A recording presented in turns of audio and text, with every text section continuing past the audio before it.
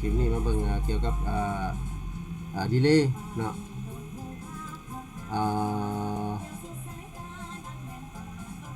เราสามารถไล่แบบใดนี่เนาะเป็นดีเลย์นี่เนาะยกตัวอย่างว่าเสียงเบสกับเสียงกลางเนาะ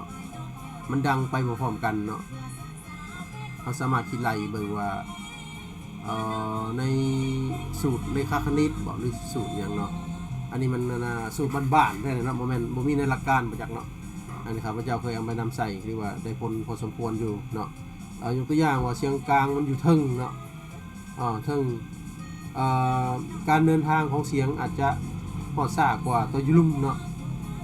เขาก็มาคิดไล่เบิ่งหูในหูลักษณะมุมเสียงเนาะแล้วก็หูว่าหูอย่างในการเดินทางของเสียงเนาะตัวเบสอยู่ลุ่มเนาะตู้เบสอยู่ลุ่มกับตู้เสียงกลางอยู่เทิงมันจะเดินทางมาต่อกันเนาะสมมติว่า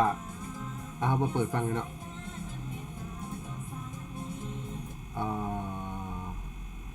ทำมามอนเกณฑ์ตัวเสียงกลางมันบาลานซ์กันอันนี้มันเสียงเบส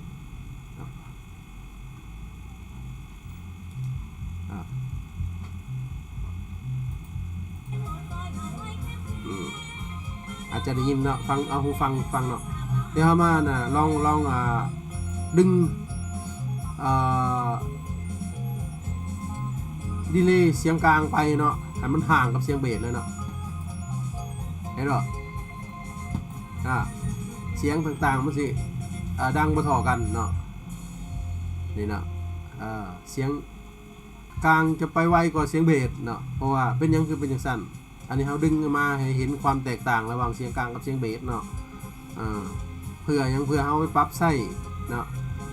ปรับไส้กับตู้เสียงกลางกับตู้เบสเขาเนาะเวลามันเสียงมันเดินทางมาถ่อกันมันจะเป็นแบบไหนเนาะมันจะเป็นเกิดการเฟดกันเนาะจะมีเสียงกลางดังแห้งเป็นบางบอลเบสลุกลงสิเนาะอันนี้มันเขาเรียกว่าเฟดนะเฟดเกิดเฟดชิปเนาะขั้นทางที่ดีก็คือต้องให้วิธีแนะนำก็คือต้องให้ผู้เชี่ยวชาญในการเฮ็ดอะไลเมนต์เนาะให้ผู้เฮ็ดเป็นเนาะก็เฮ็ดให้แห่งดีแล้วเฮาก็เซฟไว้เนาะแต่ว่าสำหรับเฮาเฮ็ดเนาะเฮาก็ลองเบิ่งเนาะแล้วก็ใส่เสียงที่เขาเทสเนาะเทสเขาจะเป็นเสียงหน่อยเนาะเทสสัญญาณเสียงเนาะ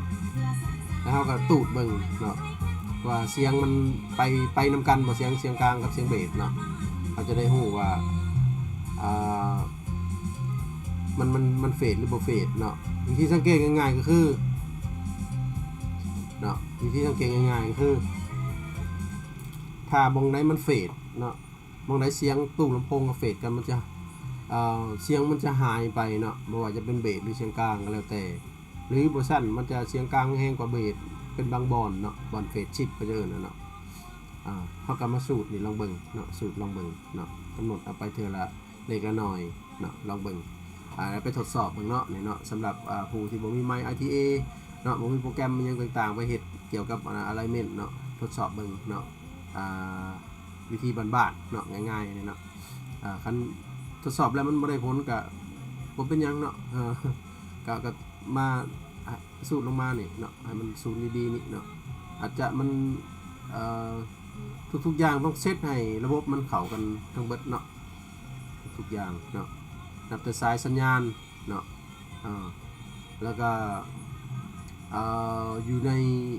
นี่เนาะมันจะมีตู้เฟสนี่เนาะกับเฟสนี่เนาะเราสามารถปรับแต่งให้มันถูกกับวิธีใส่ของเครื่องเสียงเราได้นี่เนาะอันนี้เป็นการดีเลย์เนาะหวังว่าจะเป็นประโยชน์และเอาไปนำใส่เนาะคันใดพ้นหรือบ่ได้พ้นก็อย่าลืมคอมเมนต์ใต้กองคลิปเนาะเพื่อถอดถอนบทเรียนนำกันเนาะอันนี้มันข้าพเจ้านำเสนอเพื่อเป็นแนวทางซื่อเนาะพอได้ศึกษานำกันเนาะ